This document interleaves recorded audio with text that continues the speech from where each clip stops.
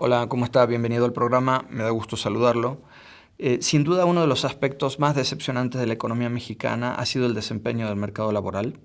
En general, las trayectorias laborales se ven afectadas por la amenaza de la informalidad, que es una especie de trampa de pobreza de donde es difícil salir si se cae en ella, por la falta de opciones de promoción en el empleo, las pocas posibilidades de capacitación, los bajos salarios y los vaivenes de la inflación, que es el incremento en el costo de vida. Desde que Andrés Manuel López Obrador llegó a la presidencia, sin embargo, se han puesto en marcha algunos mecanismos del mercado laboral que estaban como dormidos, o más bien como aletargados por el efecto de un somnífero.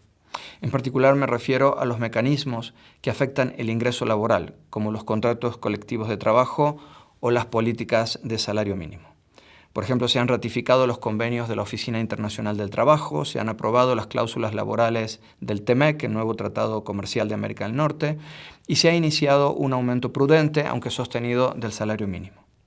Hasta ahora solo vimos en acción los efectos del salario mínimo, que comenzó a subir, es verdad, en 2015, pero que ha continuado a pasos más largos con el nuevo gobierno. Los nuevos contratos colectivos entrarán en efecto paulatinamente solo a partir de este año.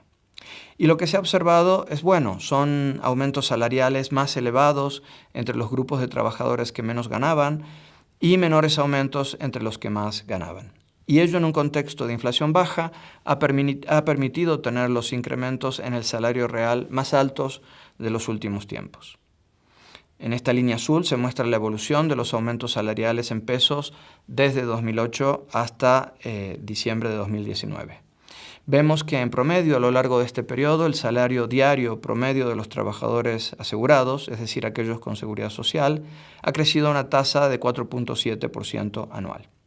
Sin embargo, si ajustamos por inflación, vemos que la tasa de crecimiento real ha sido mucho menor, de alrededor de 0.5%, una cifra promedio muy baja, teniendo en cuenta que el ingreso promedio por habitante creció a una tasa mayor.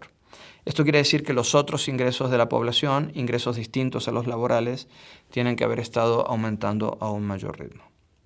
Como vemos, es recién a partir del segundo trimestre de 2019, es decir, solo durante los últimos 12 meses, que los incrementos salariales reales superan la tasa de 2% anual, que había sido la cifra más alta históricamente, y han alcanzado hacia el final del año 2019 la tasa de 3.6%.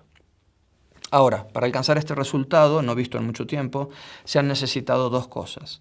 Que los aumentos de los salarios nominales, es decir, en pesos, sean suficientemente altos, por encima del 6%, y que la inflación sea suficientemente baja, debajo del 3%. En esta gráfica vemos destacados el periodo más reciente, en el recuadro en negro, y el anterior, en el recuadro verde, donde los aumentos salariales nominales fueron bajos y la inflación alta, lo que produjo una caída de los salarios reales.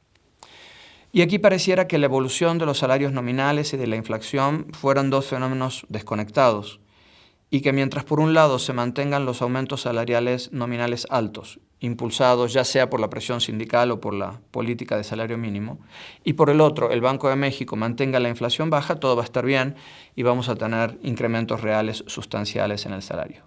Pero esto es solo posible en plazos muy cortos de tiempo.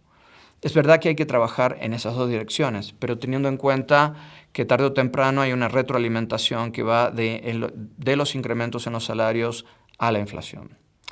Entonces, ¿cómo sostenemos en el largo plazo aumentos salariales reales de esta magnitud, cercanos al 4%? Esta pregunta es pertinente, ya que con la implementación de los contratos colectivos y la entrada en vigor de la normatividad laboral del TEMEC, va a haber un impulso adicional al aumento en los salarios nominales. Y la única manera de que los aumentos salariales no se trasladen a los precios es que las empresas que operan en la economía mexicana se vuelvan mucho más productivas y haya más competencia entre ellas. ¿Qué tanto más productivas? Mire, esta línea azul muestra la productividad total de los factores de producción en México en relación con la que tienen estos factores de producción en Estados Unidos.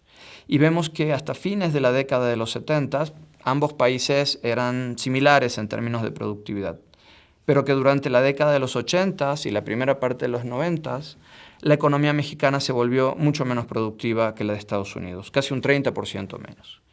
Y el NAFTA, el viejo Tratado de Libre Comercio, A partir de 1995 parece haber frenado esa caída en la productividad relativa, pero no logró revertirla. Es más, desde la crisis global de 2008-2009, la productividad de México en relación a la de Estados Unidos volvió a caer. Con estos niveles bajos de productividad relativa, en México será difícil sostener incrementos en los salarios reales, más allá de cierta recuperación de lo que se había perdido, y acercarse a los niveles que prevalecen en el resto de Norteamérica.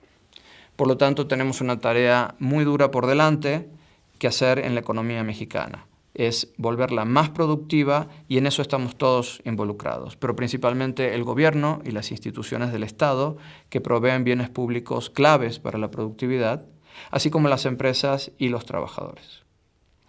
Eso es todo por hoy. Soy Marcelo de la Jara, le agradezco su atención y lo espero en la próxima emisión de Economía en Tiempo Real. Hasta luego.